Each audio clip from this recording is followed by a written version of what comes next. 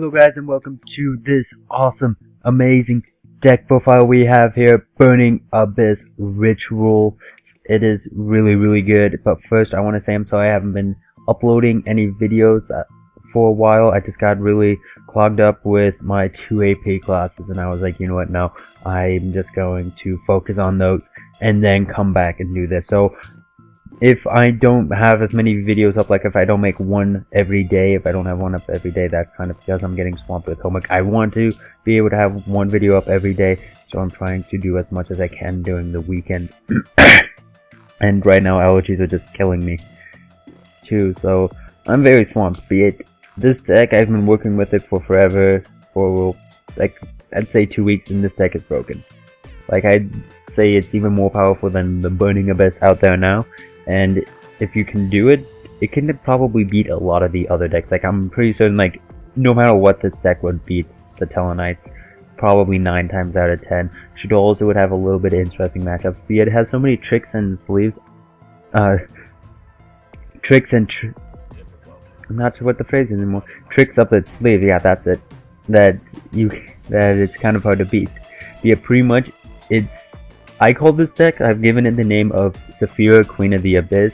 It uses what I call the Burning Abyss Ritual Engine, which is pretty much we use Sir and Graph to get Skarm to get Tour Guide, and then Tour Guide to get one of your gems. Instead of just normally using these guys to get all of these guys.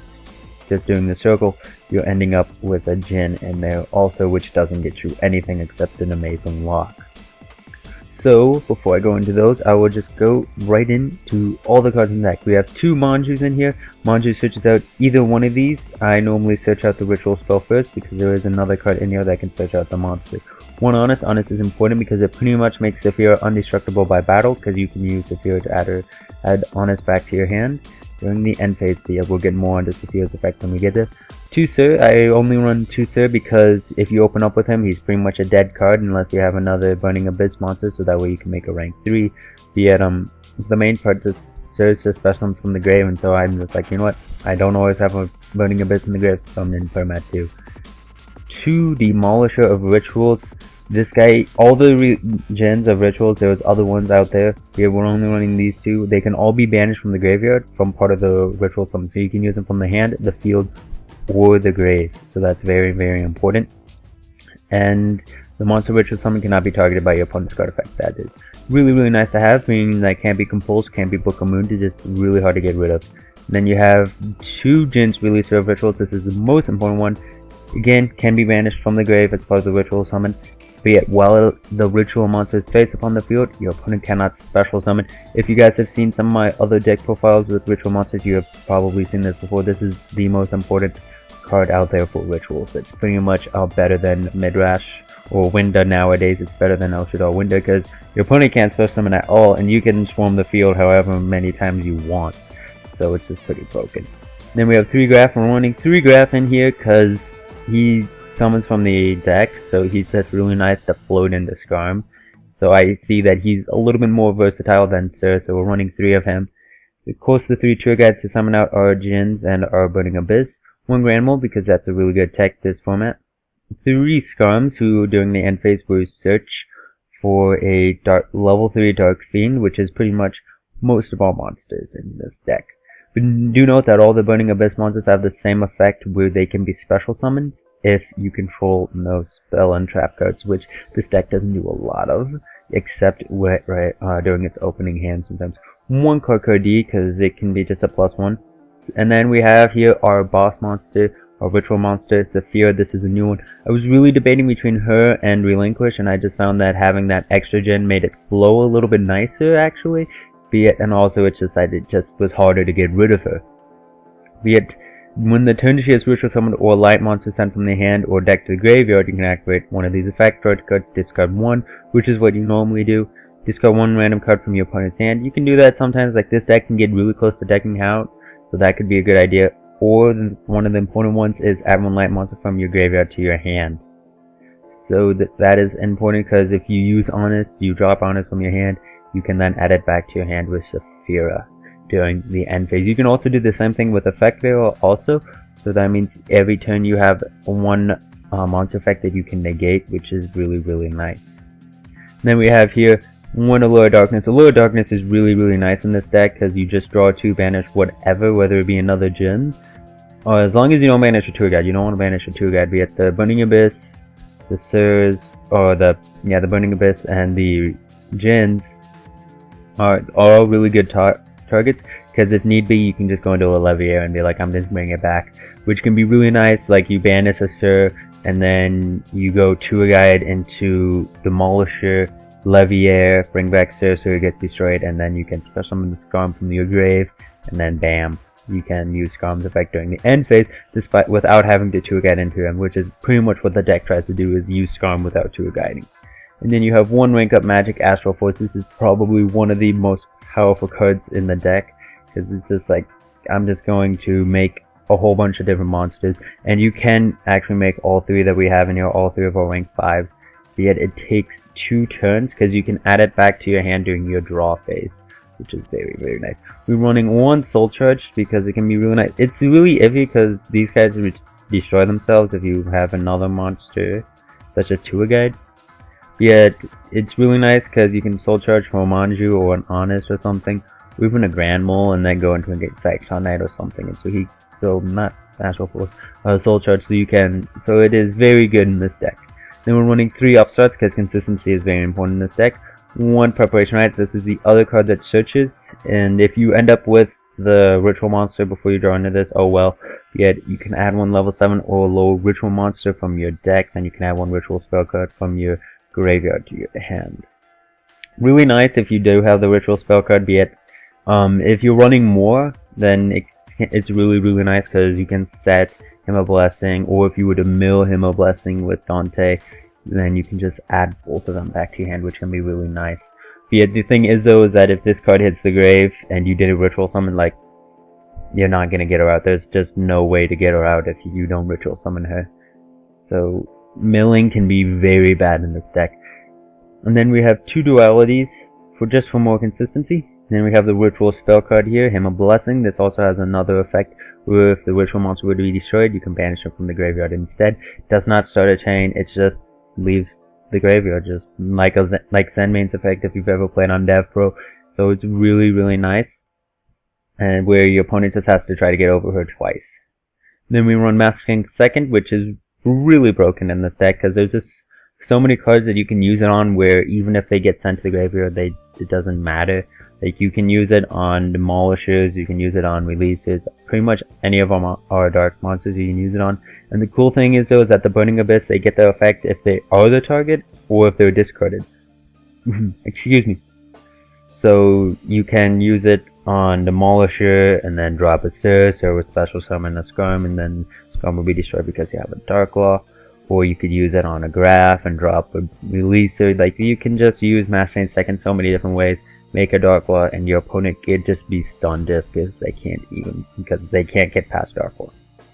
And then we have 3 Supply Squad. Supply Squad is really broken in this deck because these guys will destroy themselves and then special summon another monster, and eventually they'll search, so you get a +1. Even if let's say you have Pleiades on the field and Supply Squad, you summon Skarm will be destroyed, you draw 1, and then during the end phase, Skarm will search for a Tour Guide, so now you just got 2 cards to your hand, which is really nice. And it's even better if you have more of them, and if you do it with a Graph, because Graph decks in, and then you draw, it can just be a giant, amazing thing of draw power. And then 4 traps, we're running 1 Breakthrough Skill, 1 Compulsion, 3 Royal Decrees. We're running Royal Decree because with Ritual Monsters, I feel that they can be very cloggy, and so when you go for your play, you need to go for your play. There is no other option, you need to have it go through. And so Royal Decree is there like, alright, he's gonna make his play, there's nothing you can do, you can't stop it, you can't Deep Prison, you can't Deep Dark. Like, Deep Dark is a really bad card to run into. Like, Bottomless, you can deal with that. Trap Trick, Trap Hole, Nightmare, you can deal with that, you can banish Hymn of Blessing. Royal Decree, they're like, nope, no Deep Dark, Trap Hole, no, none of that. And then we run Compulse and Breakthrough Skill, because Breakthrough Skill can negate from the grave, and Royal Decree will not stop that, which is really nice. And then Compulsing, just get rid of any monster, so that's also nice. And as for the X deck, again we have Dark Claw, he's a Macrocosmos for your opponent, and if your opponent would add a card from their deck to the hand, except during their draw phase or damage step, you can banish one random card from your opponent's hand. But note, it even works if you draw, so if your opponent upstarts, you can still banish, so that can pretty much make your opponent just go minus. We're running Pleiades, made with Astral Force and Dante. And we're running Crimson Knight Vampire Bam. He can be a monster reborn from your opponent's grave, so you block your opponent out of special summoning, and then you just take one of their monsters that they had, such as, let's see, what would be Construct or Nephilim, whichever one you go by. It would be absolutely great card to take, because now any other monster that they have that was special on Construct would just run over. So it can be really nice if your opponent has a card that you're like, I want that, I would like to play with that. And then we have our Artifact Durandal. This card is really nice because now your opponent can't use cards like Dark Hole or just just a variety of different cards to try to get rid of your monster. They have to deal with Durandal, who'll be like, nope, destroy back row. And if they pop a War Decree or Supply Squad, it's not too bad. But you note having Durandal and not Pleiades Darkla is really nice because you can use this other effect to shuffle your hand and then search, draw. Both players would do that, and so you can make your opponent effectively go minus once during your turn, once during their turn, so they pretty much lose their draw phase. So that can be very, very nice combo to do, especially if they only have like one card in their hand. And you make this guy using Mechcrypt Engineer. She calling a robot, or well, technically a fairy, a he or she, but no, you can make Artifact Durandal with Astral Force and Engineer. And yeah, and this guy in Alka. And then for our rank 4s, which we again full charge, we have Castel. If your opponent has just that one card that you're like, nope, not gonna deal with, Castel is there. And then you also have Exciton Knight, where you're like, it's time to blow up the field, so pay 2,000, blow up the field. And then as for our rank 3s, we have Leviathan Dragon, 25 beta, Giga Brilliant. Giga Brilliant's really nice in the fact that after you've made your play, if you have that extra tour guide, you can make Giga Brilliant. You'd be like, nope, everything is gonna be boosted, and you can't do anything. I'm just gonna run into you with 28 beaters and eventually 31 beaters.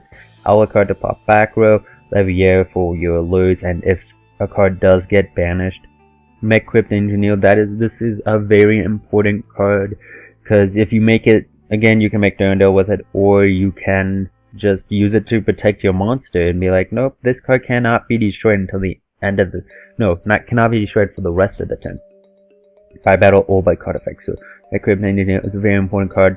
You can use it just to stall, like Zen mains. I like to go into Zen mains real early, or you can just use it to play and make Durandal. It's very versatile. I highly suggest running it. And then Zen mains is just here to stall, gives us some time to get our cards to our hands. 2 Dantes. Dante I don't go into real early because I don't want to mill her. I don't want to risk that. And so I won't normally go into Dante until later, or if I plan on making Pleiades. So we run 2 Dante, and then we have this new card that's really weird. Number F0 Future Hope. Guess what he has? He has no stars. Now, he's always treated as a rank 1 monster, which is really nice for us. But 2 non-number XYZs with the same rank. So pretty much anything in here except Leviathan Dragon. Yeah, these guys are non-number monsters. Yet they do lose their XYZ material, which can be beneficial if you have Burning Abyss monsters. You can still pull up. But yet, it's pretty much you can attack, you take no damage, the monster isn't destroyed, this card isn't destroyed, and you can then take their monster and attack with it or get rid of whatever until the end of the battle phase. So it's not that good. If it's set until the end of the turn, then it would be really, really nice. But unfortunately, nope. And if it would be destroyed by a card effect, you can detach 1 XYZ material from this card instead, which is really, really nice. And it's just crazy because it's a level 1 Light Warrior. Do we have any level 3 Light Warriors? Oh yeah, we do. So you can Astral Force in from a Future Hope into a Dante, which means you can Dante into a Future Hope. Astral, like, it's just crazy. I did it one game where I had a Dante that had Future Hope, Dante, and the Zen mains has XYZ material. And I was like, wow, that's just crazy. Yeah, but you do have to note that it has to be the Ice Raising monster with the highest rank. So if you have like some other rank 3 out there, then you can't target a future hope. Yet this is the deck profile. It's really good. You can sight in skill drain. The only card that would be affected would be Grandma and Tour Guide.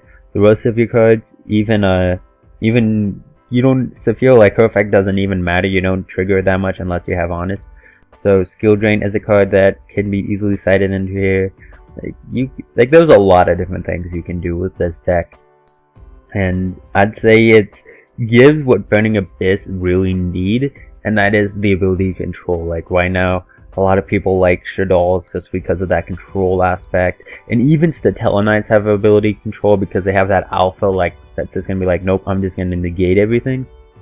Yet Burning Abyss, they just swarm, they get out a lot of, they just make rank 3 toolbox, and then this card, if they have this card, it's just like GG pretty much for most decks, even Cliffos if you do it right, because the only other card they would have to get over this would be like a Monarch Stormforce, which you could side in a Mask of Restrict to stop that.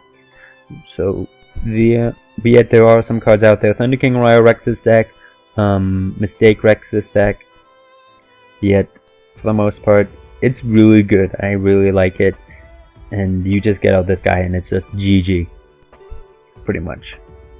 And so the question is, how do you get 2 cards to your hand? Who knows? But yeah, this is the deck profile. There will be a duel up tomorrow on, I believe, yeah, that will be Tuesday. So hopefully you guys enjoyed this deck profile. We'll stay tuned for more. And yeah, this deck it's really nice. In fact, I've already built it in real life. I have everything. I need to get an Honest. Probably will be trading for an Honest. Need to get another Graph. Need to get Astro Force and Dante's, and then DXZs, and of course Mask in second, and Darkla is not legal, and I need the Supply Squad. But for the most part, I believe I do have everything. Like, I have a playable version of this deck, which is really nice. I'm really liking it, and I'm going to go to locals Sunday and see how it does. So yeah, thank you guys for watching. See you guys later. Bye. Check out the annotations over here in the link in the description. Bye. Hey, if you could click on the links on the annotation to see the duel with this deck or some of my other videos, that would really help. And check out the links in the description to watch some of me and my friends' videos, and even something that could help make this deck a reality for you. See you guys later. Bye.